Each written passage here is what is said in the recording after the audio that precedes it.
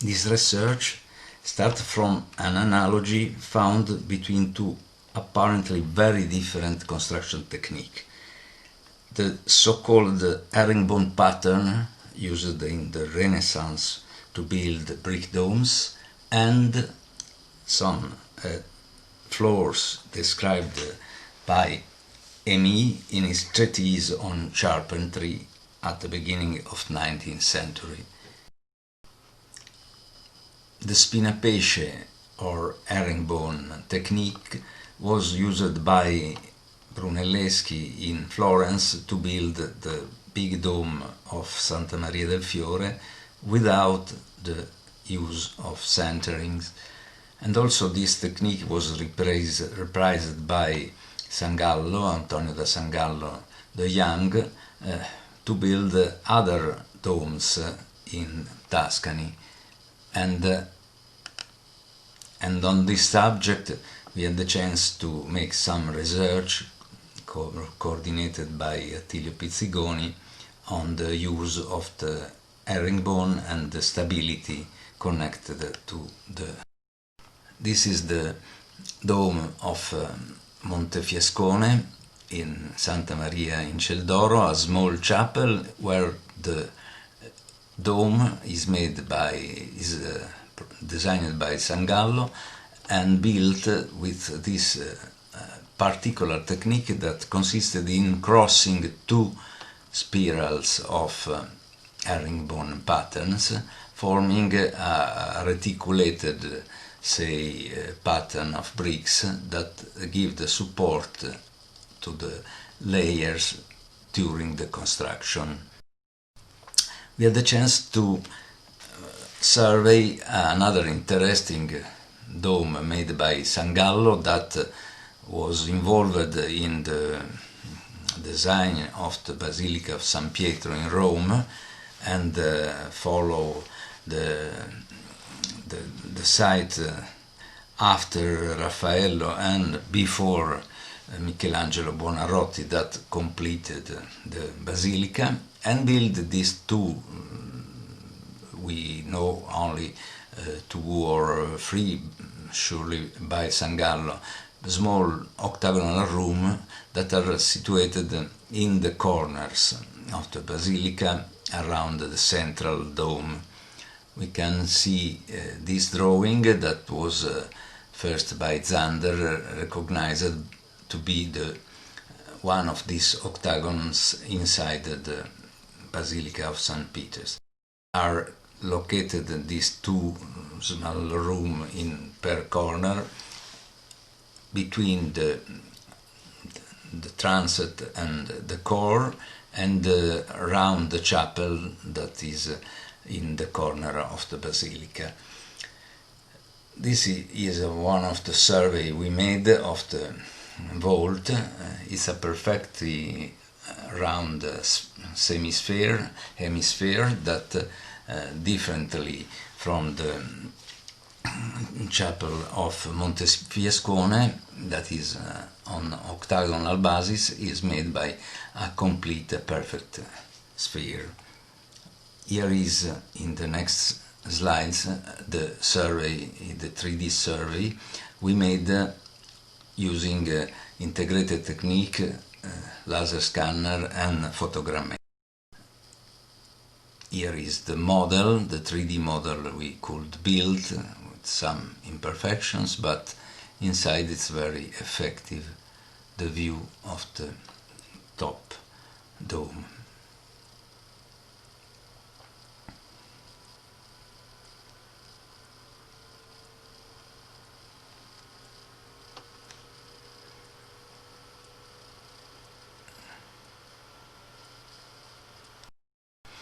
Here are two of the drawings extracted from the survey. We can see an half section on the left and half plan, hyposcopic plan on the right, where the herringbone patterns are perfectly readable. So it's possible to model these patterns by some bricks, some layered bricks, and to reconstruct ideally the building process with these two models, and to study further the cupola, the dome of Simon Mago. This is the second suggestion, a wooden floor described by Emy in his treatise on art of carpentry at the beginning of 19th century, describing in the series of floors alla Serlio, or as they are called, that are made by beams shorter than the span that they have to cover. This strange floor belonged to a sort of flour warehouse, so had an heavy load on his top, built in Corbeil, France, at the end of 18th century. The beams are sustained each other at the middle, and they are crossed following a diagonal pattern, very particular.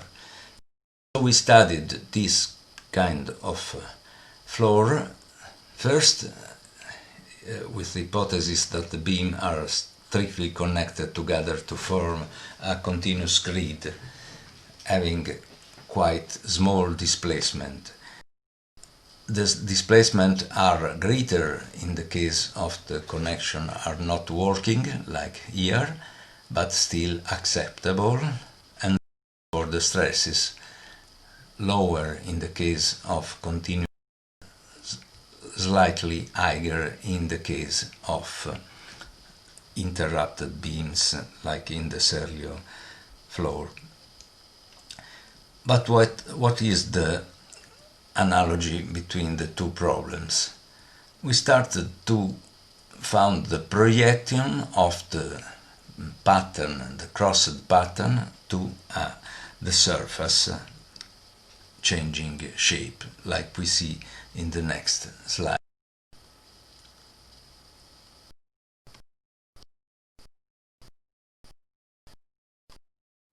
And this is the parabolic shape of the hangars built by Nervi in Tuscany before the World War II.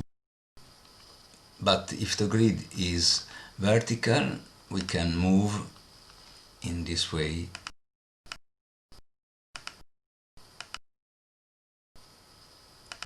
Beginning a cylinder, a cone,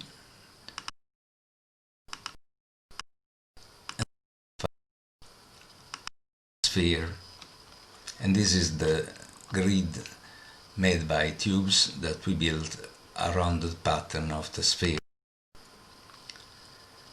An hemispherical shell with truss elements and two rings on the top and on the bottom.